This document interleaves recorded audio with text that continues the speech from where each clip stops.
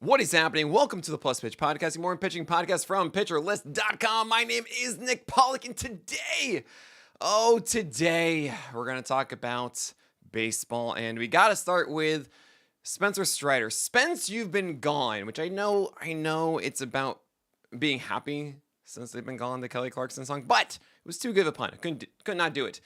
How did he look in his MLB debut? Well, I will say, you missed out if you didn't come and join us on playback.tv/pitchroast to watch it live with our community at 1 p.m. yesterday. It was awesome.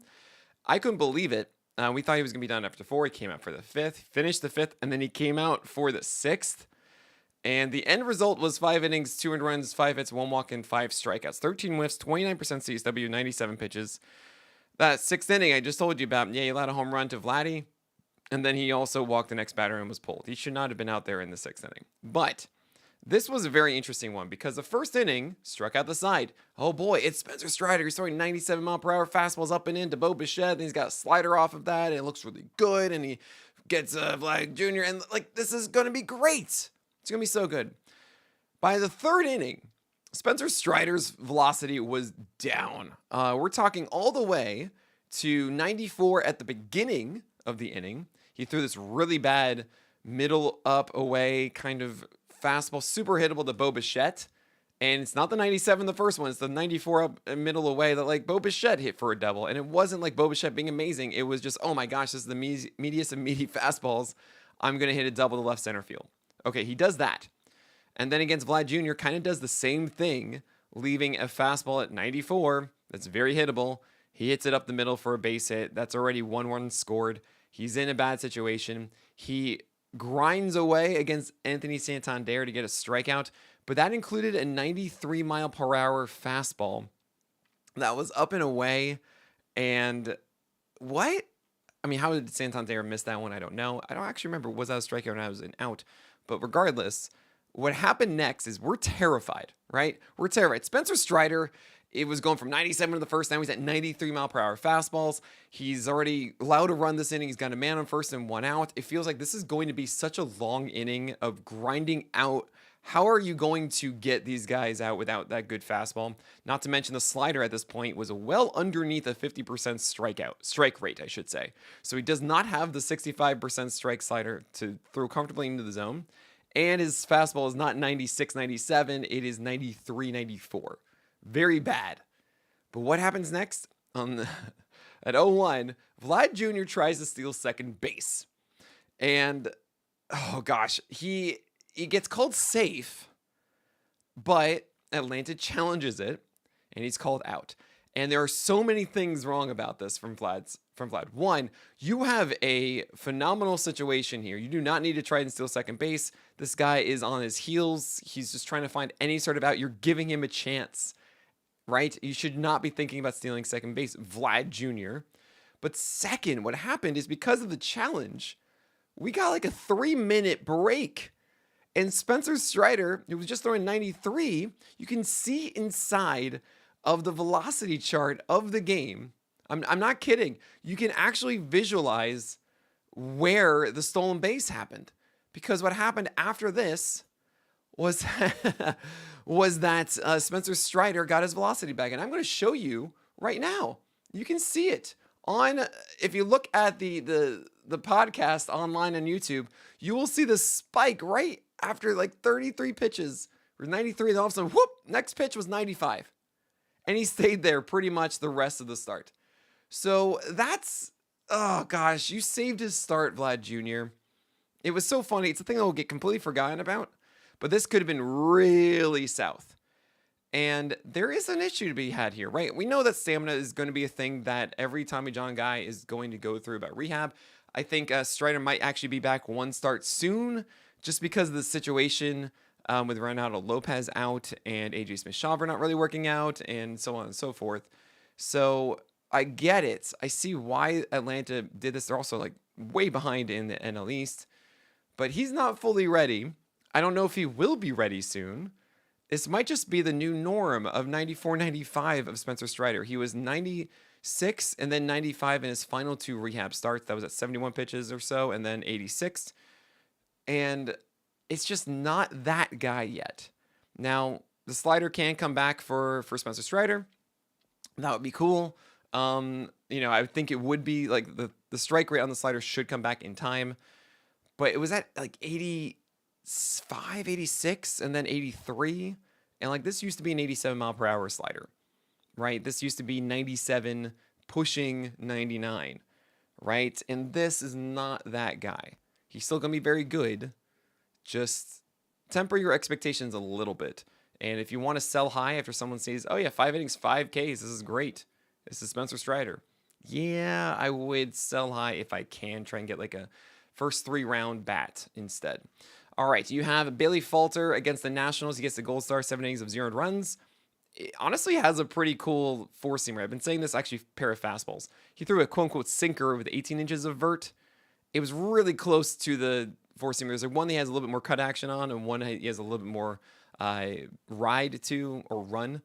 And it's 7.2 feet of extension at 91. I feel like this is a skill set that can be tapped into further, and he just needs to get traded to someone like the Rays. I always joke it's the Rays, just someone. The Yankees should go and get Bailey Falter. Whatever. Chris Bassett against Atlanta. You don't want to go for Falter after this, by the way. Chris Bassett against Atlanta, 5 innings, 0 runs, 3 hits, 2 walks, and 10 strikeouts, 14 whiffs, and 37% CSW. So Bassett was really the one that we watched, and that was awesome in that Strider debut game. And Bassett's doing everything that you want him to do right now. The curve is looking great. The sinker is upstairs and getting called strikes and just being awesome. The cutter's working against lefties. He also has these random sweepers in there too and whatnot. But this is really the sinker, cutter, curve just looking awesome. And yeah, you should have Chris Bassett on your teams. He looks like he's a top 50 Holly once again. You have Bryce Miller, 5 innings, 0 runs, 8 strikeouts, 3 hits, 2 walks in Cincinnati. Hey, a successful game for Bryce Miller on the road. Yes, 70% plus fastballs. Okay. And he went to sinkers over four-seamers again against right-handers, which I don't quite get because the four-seamer is so good, and the only reason you should have the sinker is as a surprise to guys expecting the four-seamer, not as a first sinker, then four-seamer. I don't know. Okay, whatever. He had 6 called strikes on 9 sliders. They were so hittable. And they were just right there, whatever. I don't know. Bryce Miller, you're Bryce Miller. You do your thing. Cool. You go to Fenway next. I'm a little scared because it's on the road again, and it's also in Fenway on the road again. I mean, it's not at the T. That is Seattle, right?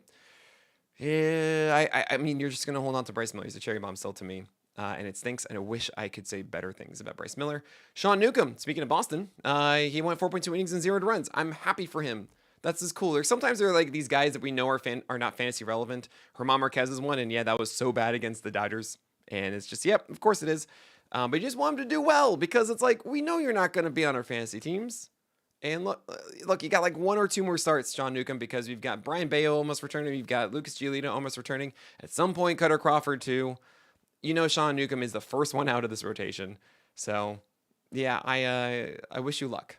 I hope everything is okay. Now, keep in mind also that with Richard Fitz out, there is another opening, right? Because they had Cooper Criswell possibly going in that spot, but now it's going to be Hunter Dobbins. But I do feel that Sean Newcomb's days are very, very much numbered. Jonathan Cannon against the Athletics. This is not the time for us to blast the 18-12 overture. One day we will. For Jonathan Cannon. The 4.1 innings of 0 runs. Yay! All right, you need 88 pitches to not get out of the 5th. Do not do that. David Festa against the Mets, 4.1 innings of 0 runs. What is it with everybody just not finishing the 5th? I don't know, but doing it with 0 runs? Again, I don't know.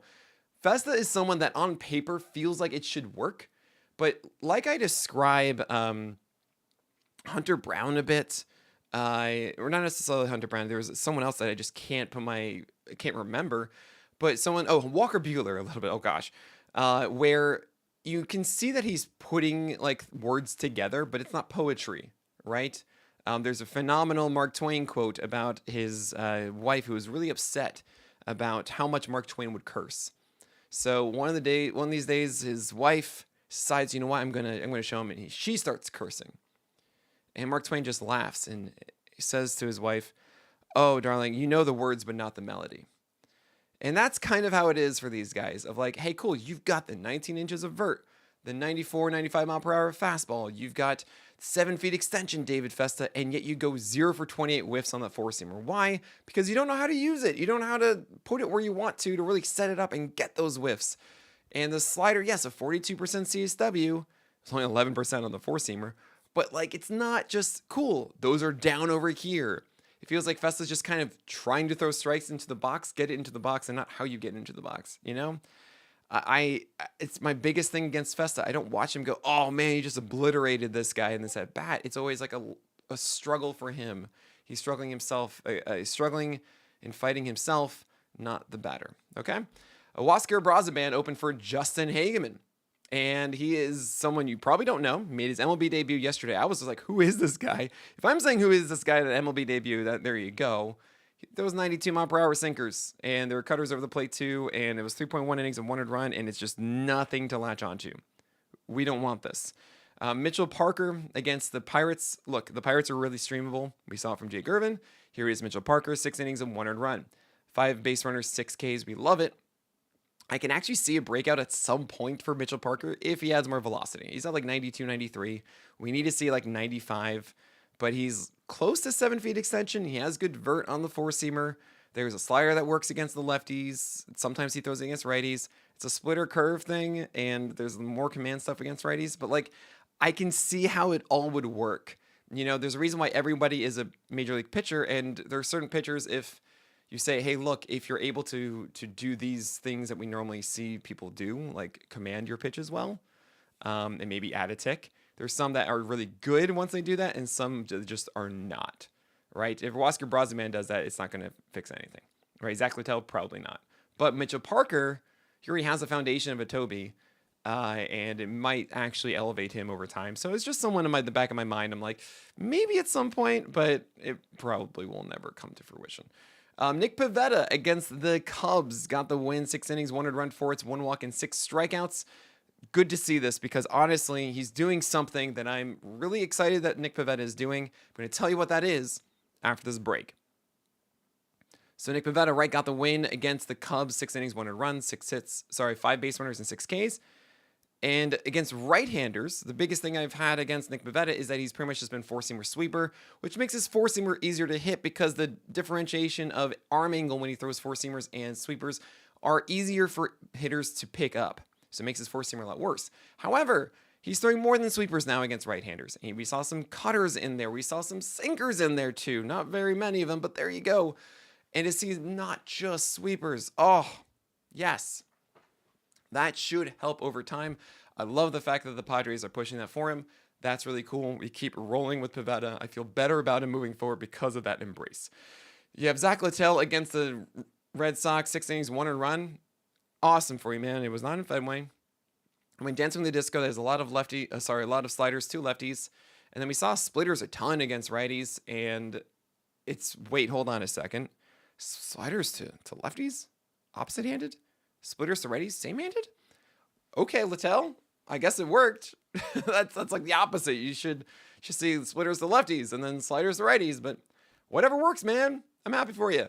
Do not sign up for that. Brandon Fought, as someone in chat, I should honestly remember who it was, called him the Godfather, which I think is actually pretty good.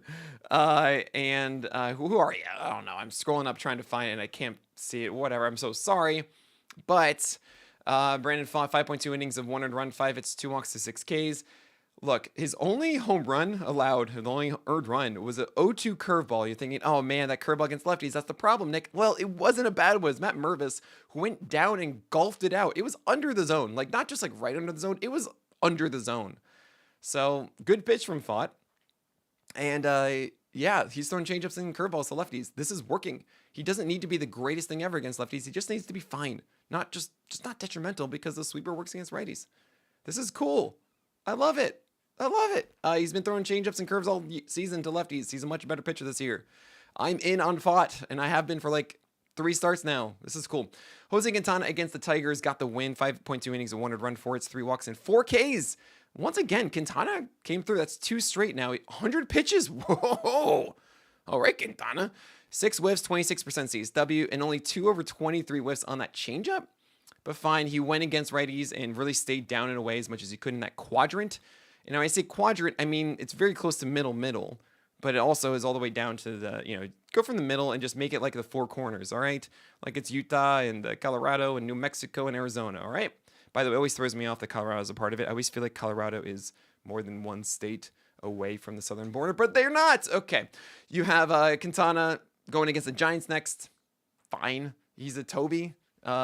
He's a best. Like, it could be a Vargas rule here.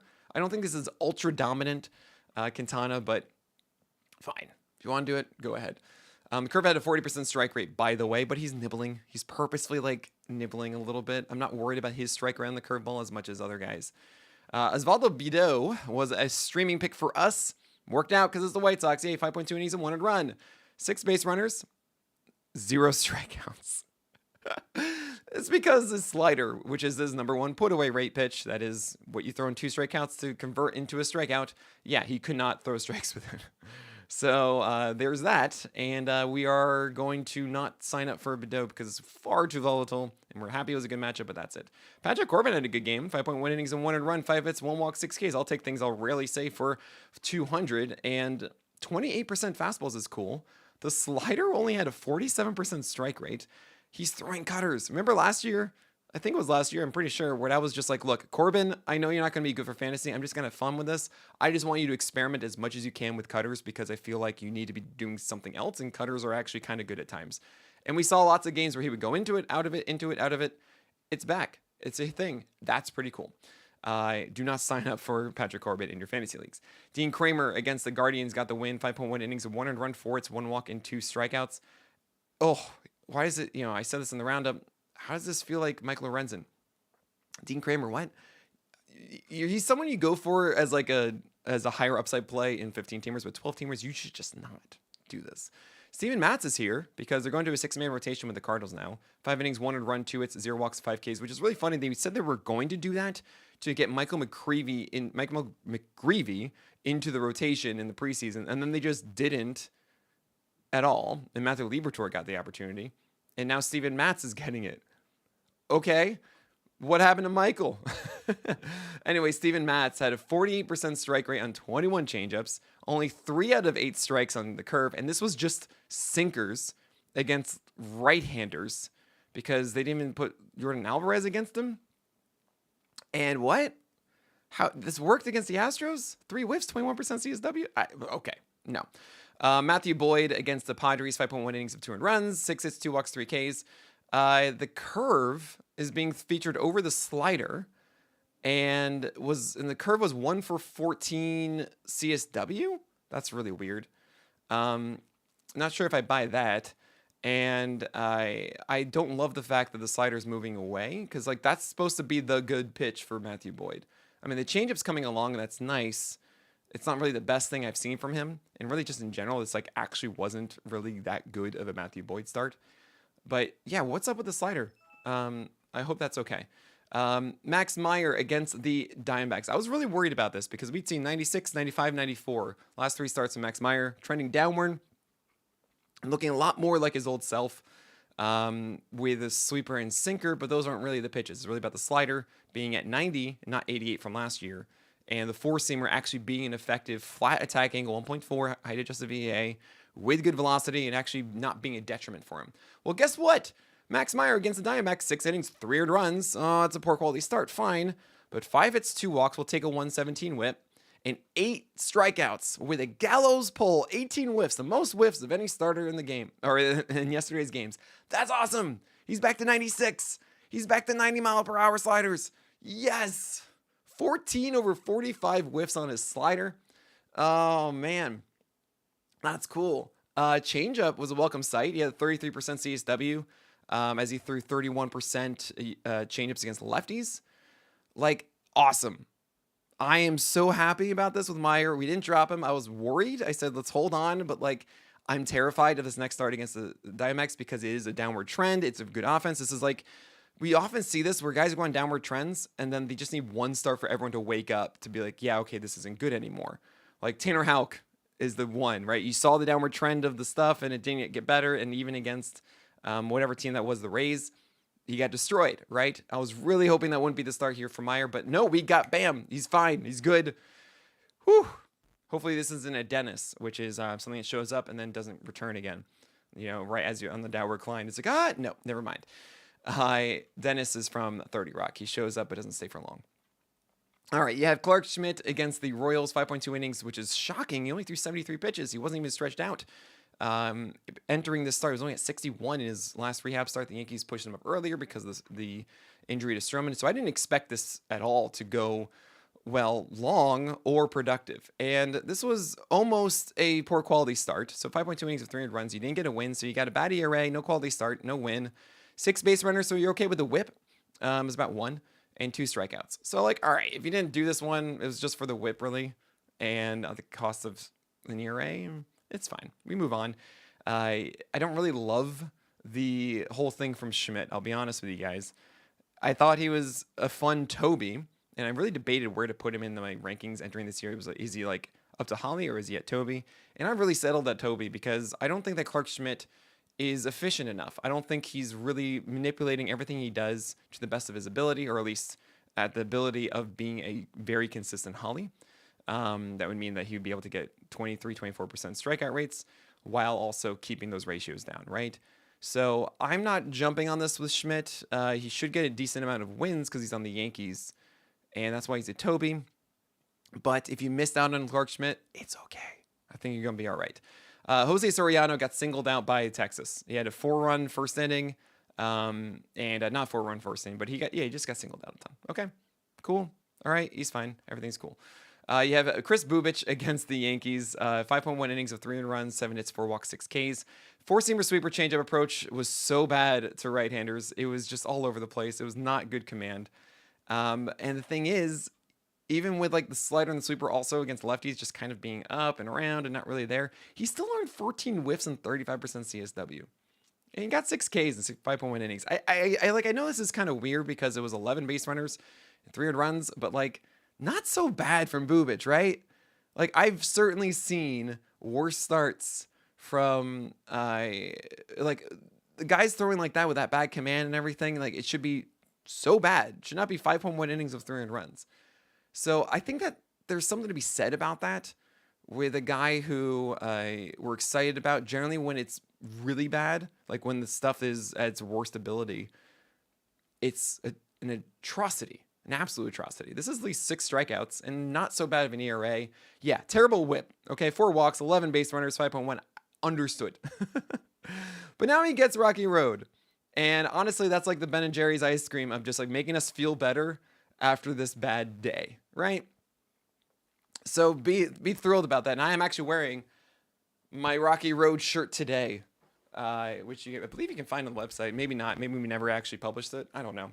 But yeah, we have a whole line of merch, by the way. You get 10% off of it if you have PL Plus or PL Pro. But I don't really talk about merch much because it's really just exists for you guys to have fun things and not really as a major revenue push. But get some merch. Give us some support publicly. It's fun. We've got our baseball shirt. We've got our Cole Reagan shirt. We've got obviously Rocky Road. You have Ronel Blanco against the Cardinals. 5 innings, 300 runs, 5 hits, 3 walks, and just 1 strike. And how am I supposed to butter my bread with this? Blanco last year, 4-seamer, slider, changeup were the things that worked. Slider was just the hero pitch. And then you have a changeup that really was a difference maker between Blanco in 2023 going into 2024, right? He had that new changeup, made him throw a no-hitter, all that kind of stuff. He threw 6 of them. Just 6 changeups in this start against St. Louis. And over 6 CSW on it. He also is throwing curves a ton. So he's throwing curves to lefties and then not throwing sliders to lefties, but then throwing sliders to righties, but then also some curves. I don't really think that curve is that good. I mean, not saying it's terrible, but I want the changeup back. I want you to be using the slider more. This is a weird version of Blanco. I don't like it. I think of him as a matchup only pitcher at this point. And you would think actually against St. Louis, you would be okay. I got a tweet saying are you going to stop saying because it was against Cardinals? Because the Cardinals offense is really good. I don't know how I feel about that. I got to really look in more, but I get a sense that the Cardinals shouldn't be that good. Maybe they are. I'll be careful moving forward, I guess. But generally matchup dependent Blanco moving forward. Okay, cool. Nick Martinez against Seattle. Oh man, this was bad. 4.2 innings of 300 runs, 10 base runners, 4 Ks. It was a really bad command. You know, like I'm saying with Bubic, like the bad nights. Fortunately, Nick Martinez, they make it so terrible. But yeah, he didn't even have like a really well spotted changeup. He still had a 47% CSW and 6 over 19 whiffs on it. But like, it's one of those things that, yeah, that's half of the pitches, but the other half are like, I don't know. Four seamer and sinker and cutter were just all over the place and not good for him. And no, don't go with that right now. I mean, well, I take that back. Nick Martinez, bad game yesterday, should be better moving forward. And boy, we have some really difficult starts to talk about here. I'm going to get the easy one out of the way. Kider Montero came up, had a tough inning, and tried to give the Tigers some extra rest and get through this one. He had 8 strikeouts in 5 innings. That's cool, but yeah, no, I don't really want this. The slider was so good. That's why you get the strikeouts, which is typical for Montero, but the fastballs weren't, and that's fine.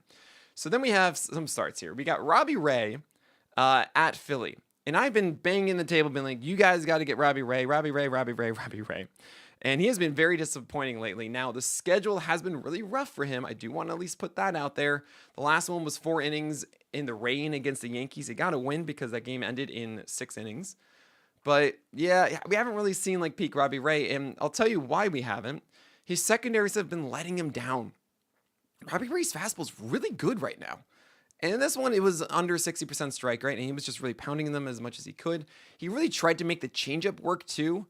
Like, he leaned into it a lot, but he just couldn't get the feel for it quite right against right-handers. The slider was not there. You know, it just was not. And there was no curve anymore? I don't know. He still got you 8 strikeouts in 4 innings. I know the walks are really scary. I don't believe that Robbie Ray is a guy that is just going to have this horrible changeup and horrible slider for the year. I do not think that. And I think it's still such a good situation. The matchups will get easier. I'm not jumping ship on Robbie Ray. I have lowered him on the list already. I put him into the cherry bomb tier with like Freddie Peralta and Ryan Pepio, etc. And I think that's correct. Like I see like the Schwellenbach, Tyner Bybee types and Logan Webb and Framber Valdez. Those guys are obviously safer. However, I'm buying low on Robbie Ray right now. I know it sounds weird because like you can. This is the thing I talk about with when it comes to pitching assessment and utilizing the shallower numbers. Like everything is going to tell you that he is not good right now. The walk rate is massive. That means this FIP and the Sierra and the all of those ERA estimators are not going to be kind to Robbie Ray. But what I'm trying to tell you is that yes, just because he deserved to not have success necessarily up to now doesn't mean he deserves to have failure later, right? Pitchers change, and they're not always what they are throughout the year. Actually, as you know, April correlates least of any month of the year for their season success. So Robbie Ray is going to be different. At least that's how I feel. I don't think that he's going to have the same lack of feel for both his changeup and his slider moving forward. While the fastball is still very, very good, and that is the foundation of what he does. So I'm sticking with Robbie Ray. I am buying low. Gavin Williams is weird. 6.2 innings of 5 earned runs, 4 hits, 4 walks, 4 Ks. At what point, Gavin, are you going to really like say, you know what, maybe I need to do something different? Because I keep leaning in on Gavin. I talked about this with Eno Saris yesterday, and it's kind of the same thing with Robbie Ray, honestly, that they both have this really good foundational four-seamer. Gavin Williams, I actually like yours more. Robbie Ray has more filth prepared with his slider. But Gavin Williams, you went 44% strikes with this slider / sweeper, and then your curve was as traditional. Half the time it's good, half the time it's bad. And the reason I got in on Gavin Williams in the preseason, you know this, is because he had a cutter and he was going to throw it. It's what he told us. He said, yeah, I'm going to throw this cutter. That's all he needs. He just needs another strike pitch. The four-seamer is not a low strike pitch. I mean, it was a little bit in this one, but in general, it's like a 65 to 70% strike pitch. It's because he doesn't have a secondary to pair it with. And the second that he does, then all of a sudden the four-seamer gets even better. It's just, you're so close. He actually threw a changeup twice. Why? The changeup isn't the answer. You need a thing in the zone. At what point, Gavin, are you just going to say, fine, maybe I do something different? If you're in a shallow league, someone asked this, do I hold on to Gavin Williams in a 10-teamer? No. In a 10-teamer, you shouldn't be going after a guy like Gavin because you're risking too much. I think eventually he should be rostered in a 10-teamer, but in a 10-teamer, he's going to be on the wire until something good happens. I'll tell you when that good thing happens. In the meantime, just go get things that we know are good now and roll with that, and then you can rotate it because you have so many options on the wire. Aaron Nola looked bad against the Giants. 5.1 innings of 6 earned runs, 9 hits, 4 walks, and 8 Ks. Here was that first inning that was 4 earned runs. That's right. 49% CSW on the curveball. It's kind of annoying, actually. His velocity is still down 1 to 2 ticks. It has been all season. That's worrisome. We haven't seen any sort of growth there. Also, he's actually commanding somewhat well. He's trying to become that veteran of really working it with a four-seamer sinker and changeup and trying to manipulate around the zone, and cutters there too now. And it's really frustrating to see him not have as much success despite doing that, right?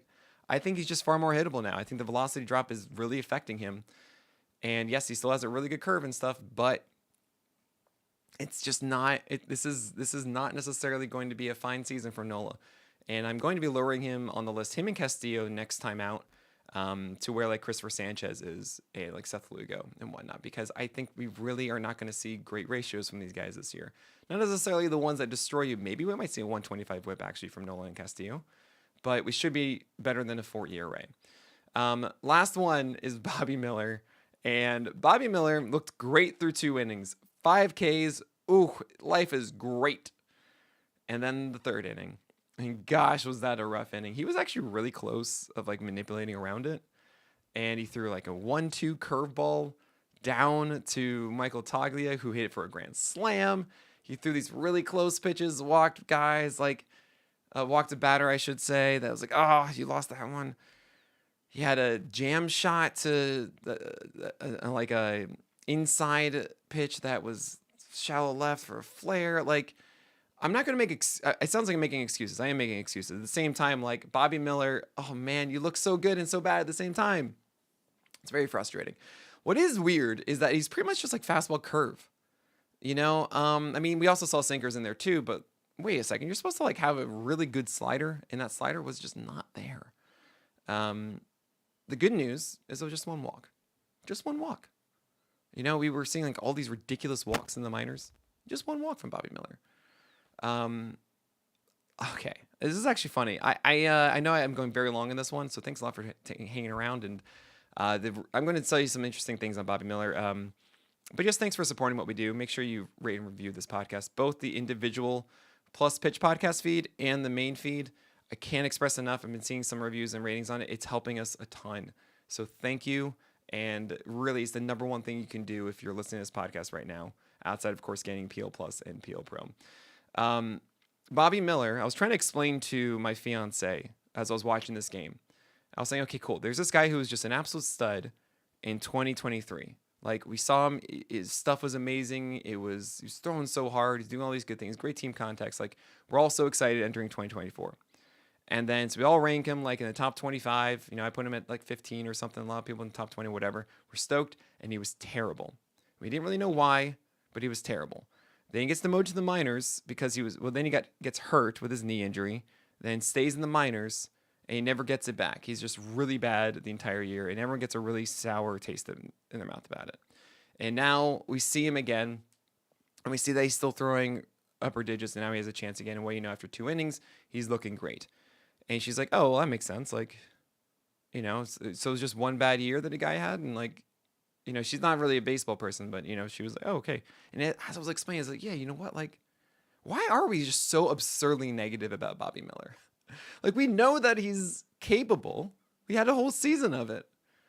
And then it just really fell off the table. You got to think that this is going to come back at some point. You have to. Is Bobby Miller just destined to be bad forever now? No, that's not going to happen. He still throws hard. He still has good stuff. Those curveballs weren't the worst commanded things ever. So maybe really sit down and think about it. And I would be, if you were in a deeper format, like I would consider stashing Bobby Miller. That's all I'm going to say. Now, this was really bad. You don't have to do it in a 12 teamer because I don't think anyone is going to really trust this at all. I'm curious if he even sticks inside the rotation at the moment because, Bobby Miller, not very good right at the moment. And they brought him up to, they brought him up with Justin Robolski not being the guy at the moment. But yeah, I think you should definitely be considering Bobby Miller for your teams, and we'll see how this plays out. Don't start for the next one if he makes another start. All right, but that is it for today. Thank you all so much for listening. My name is Nick Pollock, and may your bounce be low and your strike